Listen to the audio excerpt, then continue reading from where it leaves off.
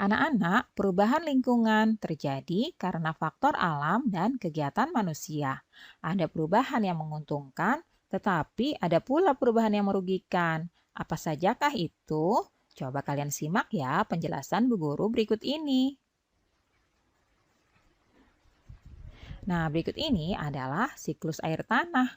Proses siklus air menyebabkan air bergerak meninggalkan tanah ke udara. Selanjutnya, air turun lagi ke tanah dalam bentuk air hujan. Nah, air yang turun ke tanah ini ada yang masuk ke sungai dan mengalir kembali ke laut. Ada juga air yang tergenang membentuk danau. Air yang turun ke tanah ada yang masuk dan bergerak ke dalam tanah melalui celah-celah dan pori-pori tanah serta batuan. Air yang masuk ke dalam tanah ini kemudian menjadi air cadangan atau menjadi sumber air.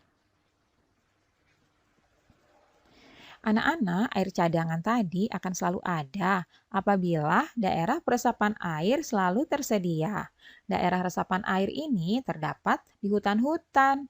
Tumbuhan hutan akan mampu memperkukuh struktur tanah. Saat hujan turun, air tidak langsung hanyut, tetapi air akan terserap dan tersimpan di dalam tanah.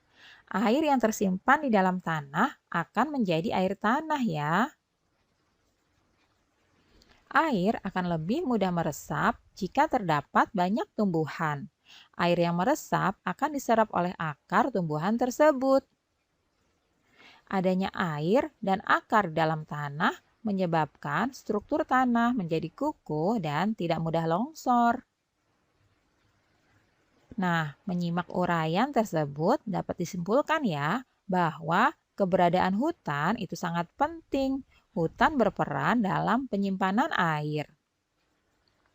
Oleh karena itu, kita harus senantiasa menjaga kelestarian hutan ya, anak-anak. Saat ini, hutan banyak yang gundul akibat penebangan liar dan pembakaran. Pepohonan di hutan ditebang atau dibakar dengan alasan tertentu.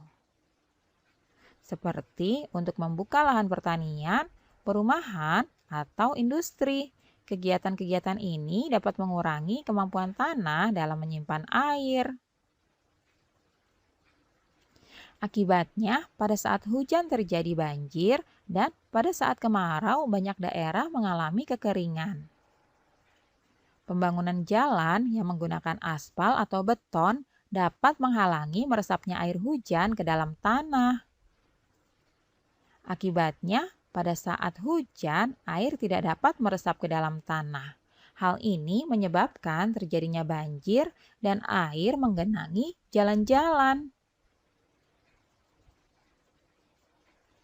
Anak-anak, apabila daerah resapan air semakin berkurang, maka cadangan air di bumi ini akan semakin menipis. Hal ini dapat mengakibatkan sungai-sungai dan danau menjadi kering ya. Keringnya sungai dan danau menyebabkan proses penguapan akan semakin menurun.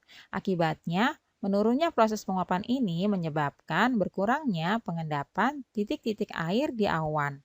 Keadaan ini tentu mengurangi terjadinya hujan.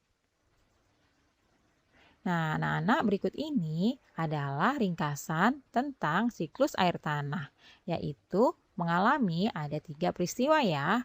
Peristiwa yang pertama adalah air bergerak meninggalkan tanah ke udara, yang disebut dengan penguapan.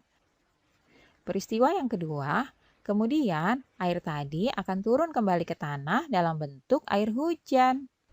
Pada peristiwa ketiga, air hujan yang turun tadi ada yang masuk dan bergerak ke dalam tanah melalui celah-celah dan pori-pori tanah serta batuan, sehingga akan menjadi cadangan air atau sumber air.